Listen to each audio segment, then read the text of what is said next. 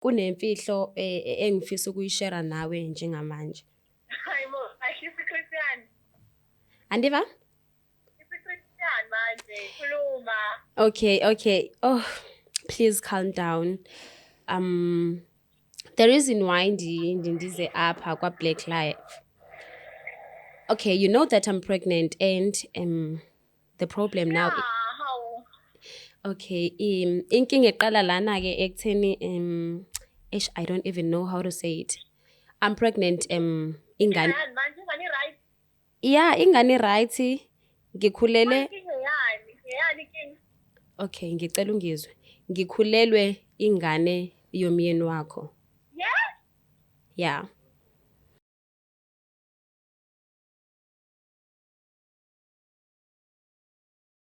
Sanibingelela nonke babukeli beBlack Life TV. Kwesinye isiqephu esithi sikhipha izimfihlo nihleli noLungster.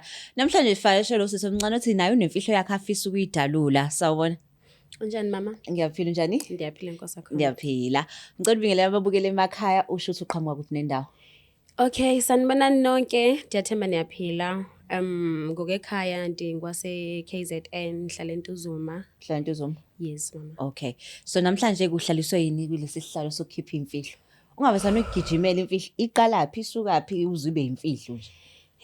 Okay. Imfihlo yami iqala apha I'm working. Okay. So emsebenzini wami Okay. Emsebenzini wami ndiyasebenza so there is uyazi mosiba kunabantu abanezikhundla ezihlukeneyo. So there's this HR wethu emsebenzini ne. So kwenzeka ke this one time ndiqhamuka ngasekitchen. Okay, iqale lapho ke indaba ne. Okay. Ndiyophuma ke vele because it was my lunch time. And then aqhamuke ku HR. Okay, indlela wangathi uyanivimba, right? Okay, now HR is umuntu wesilisa noma wesifazane? Yes, Umuntu wesilisa, yes, okay. umuntu wesilisa. Okay, wanivimba and mangithi ngiyamdedela nje wabe engibamba indlela wanibamba ngayo, like it was so weird. Then ndaphakamisa amehlo ndamjonga, and then wanbuza into bana usemncinane for ubana ungasebenzisa kule position okuyona. Mna I can't help you out ubana uzifumana usebenza ku position right, uhola imali engcono, izinto ezikanjalo. Okay, I'm taking it ukuthi wayifuna ukugrooma. Yes, wayifuna ukungigrooma, but eye contact, reading from it, nendlela wayenibamba ngayo, like yandenza ndangabikho comfortable. Okay. And then I ran out, dambaleka. But xa ndifikayo endlini ndabona man, no, I really do need a position emsebenzini. Like I'm tired, yabo. And my friends ke zonke ke zisebenza ku position ezi right, peer pressure ke nami yabilapha ke ilapha. Of course, yeah. Okay. I do have a number yakhe. Ndamtexta, ndisithi mna was he serious nangento ebeyitsho kum during the time. Wathi yena yes, ube serious, but if I do need a position, I have to visit him. Visit him where? Kwakhe where? At the office kuphi? At that time akakhange abe specific uba where. Then kwanyanzeleka kubana makube ndim lo yabo. Ndambuza mba are we gonna go out or kumele ndifike endlini yakho okanye kanjani? Then yena wathi akakuthanda ukuphuma. I know that ushadile, so masingabonwa ngabantu outside uzothwani. So usuggest ubana sibe sendlini. Oh, okay. And then wazothi again umfazi wakhe uzobe ngekho ngeweekend uye emakhaya kanjani. So iweekend kumele siyisebenzise leyo. Oh my goodness. Kanti yena ukugrooma ukunika yipi grooming? Because I would have thought ukuthi kena i-meeting you especially ngoba ethi kena ufuna ukukhulisa emsebenzini fanele bese office lakhe. Yeah, I thought so. But ke wathi ke endlini. Ndaqonda I won't say no. I'm going. Ngoba uyayifuna nawe le post. I do want it. Okay. And then ke wazonipick up ke. Ukulanda kini? Akandilandi endlini as such. Ndathatha iUber from endlini, then yandrop it down, wafika wanpick up it down. Okay. Yena uhlala around. Okay. Okay, sahamba ke. I'm wearing a short dress mina kuqala. It's like I do know what's gonna happen there, yabo? Sahamba. Xa sifikayo endlini wandidonsela straight sayishiya ikhichi sayishiya i-sitting room saya straight to ekamereni. Wathena kunabantwana bakwa-next door abathanda ukuphithiza bangene babuka i-TV, so bazozwa iy'ndaba izinto ezinganjalo, so usuggest ubana masihambe siye ngaphayana. His bedroom or i-bedroom yey'ngane? Kwi-bedroom. I didn't know ubana Ngekabani. Yes, Yeah. but wandithatha sahamba saye ebedroomini. Sorry. Safika-ke then. He just told me ubana you are old enough to know what it takes. Because there's nothing for free. I give you the position and you give me something. So take it or leave it. By that time, it was up to me. Ubana. Okay. And then, waphuma. Xa ebuyayo usephethe wine with glasses. And then wangalelela ke wagalela naye. Cheers to good life. Suppose. Lapho usuyayibona nawe i-contract. That time sendiyabona like sendiyazi sendiqonda ncame nantoni na makwenzeke okwenzekayo, then I sign amaphepha, I get to the job. Heels down, dress down, door closed, everything just happened within a second. Oh my God, okay. So at that moment akhathe kubhizi kwenzeka lokhu, yini yini ebambekayo esho ukuthi usuyitholile i-post? Waqala wasayina i-contract or waqale wenza umsebenzi walala naye? Like yini ebambeka? Okay, I didn't sign amaphepha, but wandibekela wandibona usiba here it is, here is the pen, kushoda wena wenze this and take your pen and sign, then done deal. Wena uyazi le post le from emsebenzini ngoba vele nisebenza nonke? I wasn't away, like for sure. Ndarisk kanje. I So- did everything. So you wawungazi noma ukuthi iya-exista yini leyo post? As I'm saying, uba I didn't. Mna ndizibona ndikwi-position. Ukuba kwenzeke ntoni kanjani njani, I just didn't care. Yes. Okay. Then we did it. Okay, and no protection, obviously. Wow, wait. Ngiyakubona ukuriska uthi ke na mhlambi you want a post blah blah blah. Yeah. Protection part. No protection, as I'm telling you. No protection. So manje le post le yasinkulu ukuthi ke na usungaze urisk nanokuthi ungasebenzisi protection. Because and then sendifika kule point obana I'm tired of being low kwi-friends zami. I-status sakho awusazini?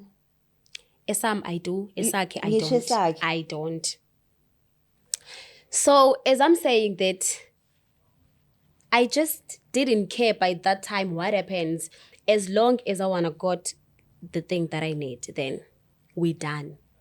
If you die, Okunye you nokunye die. icaba ndandisithi ndizokubona ngendlela. Yabo?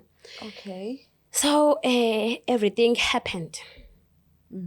After like waye happy umbona that he's good. Wandinika amaphepha, ndasayina, saqhubeka sasela. We took almost the whole night. The whole night. Imake umcimbi ngangithi umcimbi bengithi like I'm assuming ukuthi umcimbi ukuthi i-once off ukuthi ke na shaya umcimbi, I sign my papers at the door. Manje whole night usuqhamuka.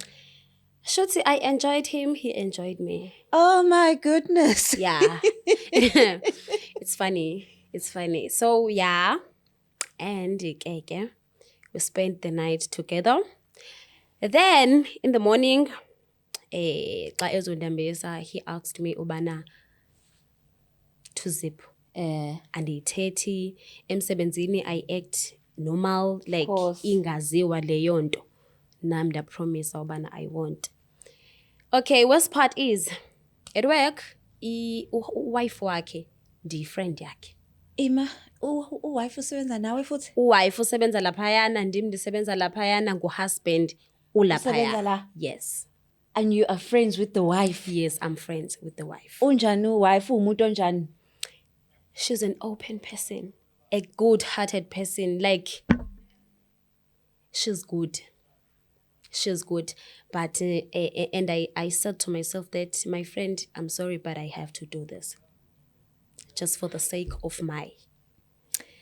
Sure, okay. So manje ke wife fine kwathiwa emsebenzini don't say a word. Masufika ke phambi kwa wife, I mean umphefumulo necala. Yes. Guilty conscious in the bambe that time. And ndimjonga like, okay, it was Monday. And then welcome as always. Hey friend, how was your weekend? Wabe ngixoxela uba kade semakhaya kunomcimbi ebengekho uhusband wakhe emshiyele i-weekend yonke like okay, and I had to rush because anikwazi umjonga emehlweni. I'm guilty. So yena aka pick up with something off nje. Pick up by that time. Pick up when it's our lunch time, right? Siyahlala as always uyafika kwi-desk yami sizotya and I just ndathatha ukutya kwami ndaphakama ndamshiya. Just like that. Bang the door. Ndaphuma ndahamba. Xa ndibuyayo ndihlangana naye no husband lo wakhe. Bamile ke ngokuboyithu like i-couple mos as always. Everyone knows bashadile. Okay, then husband wakhe uyandibulisa. The attitude I gave. The attitude, I just say hi, then ndadlula kanjalo. And then umfazi wakhe waqala, she turned and jonga. Like, I guess she was surprised about what's happening, like how. Because you've never given your husband like attitude. Firstly, in the morning, I gave her a cold shoulder. Then get lunchtime, ndamshiya nje kanjalo without saying any word. Then now husband wakhe useyandibulisa, then ndimnika attitude. Sure, okay. So manje ke mawuzo confessa today si confessa ba. Si confessa. Lento zoyisho. Okay. Actually I wanna confess to umfazi wakhe. Nkosikazi. Okay. Wakhe. Ufuna ukuconfess ukuthi ke na walala na umuntu wakhe and why are you confessing it now? Okay. I promised to keep it myself, right? Yeah. Till shocking news. Okay. So time flies. I found out that I'm pregnant. You didn't take emergency pill? I didn't. So that's how careless I was. Pill? I don't know. I really don't know. I can't say a word.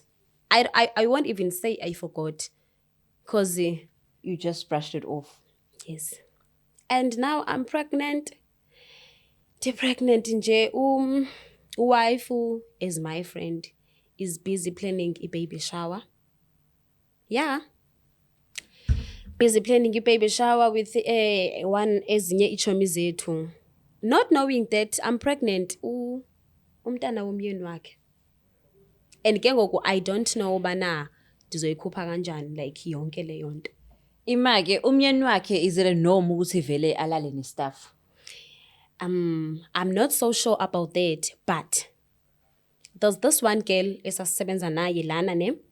So wangixoxela nje into engacaci kahle ubana akasathanda ba lapha emsebenzini uHR like around him is acting ngezinye indlela. Ndathi xa nihlalisa phansi ndifuna umquestiona because I know what happened mina ukuze ndifumane iposition. Wathi nje ube umthethela izinto akangazi-understandiyo ubana you give. So yena she told him off. Yes, yena wavele wayeka umsebenzi. Yo. Okay, so wena wayithola ipost? Mina ndasayina ndaba kwiposition ndaba right. So inkinga manje sekuqhamuka ingane. Qhamuka ingane ke ngoku. Manje uzofila kanjani ke ugele ukuthi uzofila kanjani ukuthi lo muntu engisebenza naye uyimanje I'm busy planning i-baby shower. I'm excited for her. Kanti only to find ukuthi nangu umsolo yakhe. Umsolo uyayazi indaba? Yeah, ngam-highlighter umsolo then wandipushela away wathi nje akahlangene akazani naleyo nto ngiyamazi ukuthi ushadile kwakwenze njani mina ngingaprotect ngingawathatha ama-pills washo nje zonke lezo zinto ezo like yeah uyazi. Wow, okay. No, asimthinti lo unkosikazi simazisa ngalolu daba. But ke do you think izo-survive i-relationship yakho naye emsebenzini nakhona futhi? I mean wena nje usuzoba i-baddie laphayana emsebenzini. Yeah, I'll be. And njengoba ndilapha like I've decided that okwenzekayo makwenzeke it's fine because andisakwazi uhlala nayo anymore. Like it's painful seeing omnye umfazi ngibe ngazi ukuthi ngamenzani and ngiyaqhubeka ngihleka naye ngibe ngazi ukuthi ngimenze silima at the end. It's really painful. Yo, hayi ngiyezwela babukela emakhaya. But asimthinta umama wekhaya unkosikazi simtshela ngalolu daba. Hayi, what if uke naye nethi ke uyaresign? Noma ethi wena ke resign. Resign. Obviously you can't resign so nengane phela I can't resign, like how? I don't know. Maybe I'll take it from there. I'll see what's happening. But okay, and then enye into wanna tell engwarishayo, what if escalate le ndaba lena eyisa kubaphatha abakhulu ukuthi ipost wayithola kanjani? Eish, about that maybe angayenza naleyo and I won't blame him because andizomkhethela uba maka-react njani. Yabo, I'm the snake here and if I have to pay for it then I will. Hayi, okay. Hey, nezwela babukela emakhaya asimthinte unkosikazi simuzwe yena ukuthi uthini ngalolu daba.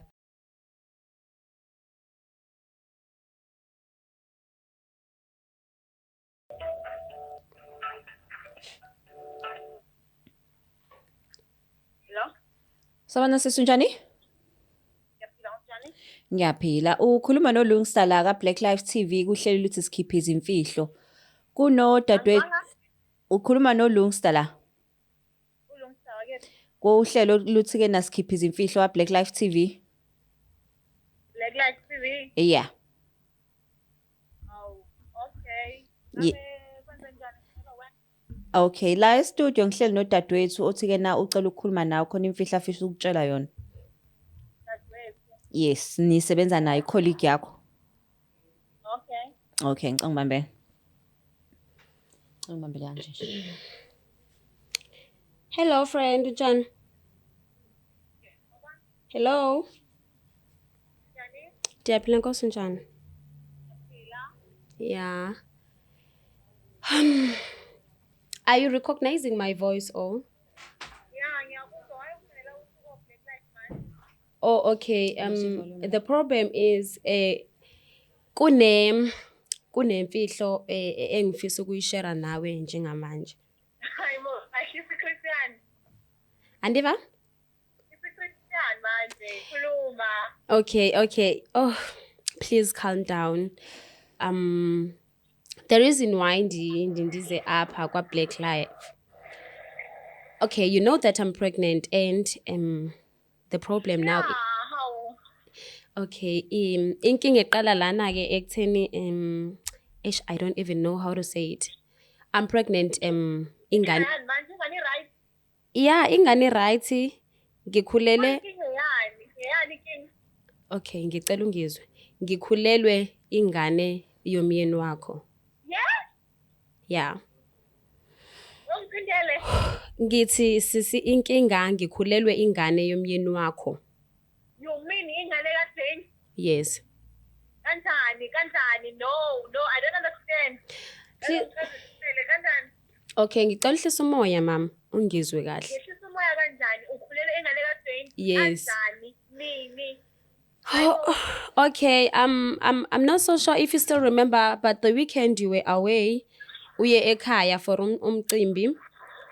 Gangisendlini yakho, umyeni wakho offered me a post. Yeah? Hello? Yes, ngiyakuzwa. Ndithi that weekend you were away, usemakhaya, umyeni wakho waye wangi-offerisha ipost. Angithi uyazi ukuthi emsebenzini senginikeziwe ngisho isikhundla. Uchaza ukuthi wena uthole iposition ngoba ulale noJane. Yeah. He told me that Wait, ungayenza kanjani leyo nto umnganami? Ungayenza kanjani ukuthi ukwazi ukukhumulela indoda yami ulale nayo uzothola iposition kanjani? Mina ungibuka njengoba ngiyifleva njengoba ngibhizi ngilena ama-baby shower. ngiyazi mama ngiyaxolisa. That's the reason why ngilapha. No, I don't understand le nto le. Yazi ngiyangijwayela noba uthi noJane. Ngiyaxolisa mama. Ukuthi njengoba sengibona ukuthi angikutshene njengamanje angisakwazi ukuyigcina kumina like isiyangisinda. So No, I don't understand. Wena umnganami ngicela Yes. ukuthi izinto masisithi kaJane. Kanti wena ubhizi ulala naye. ngiyazi mama but nami ke ngangifuna isikhundla ngangifuna ukuba ngcono like so yeah. Wafuna ukuba ngcono ngendoda yami. How come? Ngiyaxolisa. Kwenzekile okwenzeka. Le ndaba lena angeke iphelele la kumina nawe-ke futhi-ke lowo msebenzi awuzowuthola-ke njengoba uwuthole ngamadoda okulala nabantu ngizolamba noba uthuna leyo ngcono yokukhulele. Mama, like if I have to pay then kumele-ke ngikhokha akunankinga nalokho, but okubalulekile bengifuna ukwazi ukuthi noma ungaqhubeki nama-baby shower uyekele nje kanjalo, but ingane eyomyeni wakho ngikhuleliswe uyena, naye ngazama ukumtshena but wangiphushela away engitshena ukuthi yena ushadile akazokwazi ukuba khona empilweni yaleyo ngane. Hayi cha Shane, usathane wentombazane, usathane. Yazi indlela ebengikhe ngayo ngiplanisa i-baby shower kwazi kahle ukuthi ngiyaplana kanti wena ubhizi uyazi ukuthi ingane yomyeni wami intombazane enjani. I know. Selfish. Ngiyaxolisa-ke sisi. No, xolisa akusizi. You're gonna pay for it. You're gonna pay ukuthi ulalene indoda yami wena. Ayingeke. No. Ngizodila futhi nawe. Unjani sisi? Ngiyaphila sekulungisa lo. Ngiyazi ukuthi sesiyena. Ngicela ukubuza ayikho mhlawumbe izinto okuyibona ukuthi ngathi ikhonto kuyenzeka. Angizange? Ayikho mhlawumbe into owawabone ukuthi yakuyenzeka like between umngane wakho nomkhana wakho. Okay, ukuthi bengacabangi kanjalo because umngane wami lona like she's my best friend. I remember the other day emsebenzini kuyilunch yabo ngihleli naye ngale weekend lo akashoyo. Elwavele wahamba nje sishele blue angazi ukuthi kwenzakalani. Then if uhusband wami embingelela yabona wanika nje the cold shoulder so angazi ukuthi kwenzakalani. Okay, so ingane akwazi umbuzo ukuthi uba ubabwayo ngoba nithi kena nabangani. Hello? Ingane ngoba ekhulelwe. Ingane injani? Akwazi ubuza ukuthi ubani mfethu ubaba wengane nomuthi ufisa. Wena waqamba manga nje. Wathi bani? Kodwa bengazi ukuthi boyfriend yakhe mina bengazi ukuthi umuntu wami. Okay, so manje kuzokwenzalani kumshado wakho ke? Ngizodivorce and naye ngikwenza sure ukuthi uyaresign emsebenzini because kumele nje ngihambise kumphathi.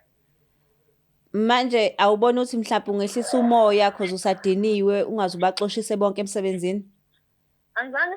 Ngithi kena awubona ukuthi mhlawumbe ungehlisa umoya usadiniwe ungazubaxoshise emsebenzini? Uyangijwayela nje ungenza isilima like bengimsupporta every day ngibuza ukuthi ingane i-right yini ngithengela izinto ezi-right umuntu okhulelwe. After lapho yena uzongenza nje yazi bengimtshela zonke izinto ngo-husband wami yonke into. She was like my sister. Yeah. No, ngezwa kahle ngiyaxolisa futhi ukuthi kena bekufanele uzwe kanje le ndaba ukuthi naye bebona ukuthi kena kubalekile ukuthi akutshele ngoba uyasho ukuthi u-excited ngengane ubhizi uplana nama-baby shower so iyamudla lento le. And I think kena enye into mhlawumbe efanele nihlale noba u3 phansi nikhulume kahle ngalolu daba lolu. Ayikho mina into engizoyihlalela phansi ayikho nje. Hayi kodwa akasithembe ukuthi nizoyithola i-solution e-right. Angithembi lutho. Peace. Siyabonga kakhulu. Alright, ngiyabonga. Bye. Yo. Uzizwa kanjani ke ngayingeni? Nkosi yami. Cause akayingeni. Yeah, akayingeni. But at some point like kuphumile because bengifuna ukusho. Njengamanje I'm feeling like yes I am a bad person. So yeah, I'm waiting for anything. But ke I think kena kuyancomeka ukuthi kena ukwazile ukuthi umtshele because at the end of the day vele iqiniso bezophuma. Yeah, belizophuma. At least ulizwe ngawe. But ke unfortunately we can't control ukuthi kena i-outcome izoba njani. And asithemba ukuthi usashiso ukudinwa ukuthi uzomxoshisa emsebenzini. Because noba uthunya udinga lo msebenzi. And kuza nengane engenacala emhlabeni. We do. But ke do you want uhusband abe involved empilweni yengane? Like even if I'm saying angithandi ukuthi abe involved empilweni yengane ekugcineni ubaba wengane uyadingeka. Yeah. Okay. So angimdinga empilweni yami. Cha. Empilweni yengane yakhe nje. But if engathanda ukuba ingxenye yempilo yengane yakhe then it's fine. Ngimuzwa umngane nakhe ekhuluma ukuthi ne-boyfriend. Do you have a partner? Yes, I do have a partner. Is he aware? He's staying also here in Durban. Like, Is he aware? he's aware that I'm pregnant and he With thinks the whose baby child? is his. So manje usazohamba uyoconfessa again. I have to. If ugele engakafinyeleli yena. Yo, I fucked up. So le relationship I'm sure it's gonna end. My relationship with my boyfriend. uzoluza a lot It's of gonna things, ne? Anything, almost anything. Because if uya emsebenzini ngiyaxoshwa, ubaba wengane akekho, uboyfriend akekho, like I'm just gonna be on And my I'm sure own. nomndeni uzozwa. Yeah, uzozo. And then but I hope we get through this. Yes. Uzozo. And my boyfriend is busy ufuna izinto zokuthi ayokhokha Ngoba phela khona ingane. ingane. Yeah. Sure, but ke no, at least ke na abanye bayigcina baze bayithathe bayisegodini amuphe yona ingane. Wena akabonga ukuthi awumphanga ingane kodwa umtshelile iqiniso Umtshelile ingane iqiniso. izokuba bwayo. Like yeah, uzokhala that yena ngimkhohlisiwe waba excited that unengane ayilindele. But angemkhostanga. Imagine if bekuthiwa ngiyilindile ingane yatetwa, wenza zonke ezakhosti zengane akukho akwenzile. So Yeah, I that's cheated on true. him, that's it. Akakhalele lokho nje. But I am ready for anything. Yeah, I know. I'll lose anything. I'll be on my own. That's it. Ay usuready yazi ngathi ne-mindset yakhe si-prepared ukuthi I'm on my own. I'm on my own, yeah. Ngingedwa la. If I die, I die. It's painful. It's painful. Eh? I know. Hi Shame. I like your spirit. Yeah. Yo, nizole ke babukele emakhaya. Uthi nje uselindele noma yini. Bathi kasibonge ukuthi iqiniso liphumile before nje kuze konakale izingane zibe no 18 no 19 ngoba kuqala kanje phela. Ingane ifihlwa ke nisasesiswini siyibona indaba isiqhamuke no 25 izinto ayisahambi kahle sekufanele lokho ekuthiwa ubaba wakho. Lapha iqiniso aliphumanga day 1 kanti maliphuma kusa early sivimbele ukuthi ke na in future ingane ingaphazamiseki kwayona empilweni yayo. Siyabonga kakhulu ukuthi Black Life TV isiqephu sethu sithi sikhipha izimfihlo nihle no Lungster. Please don't forget to share, like and subscribe. Sinthanda kakhulu.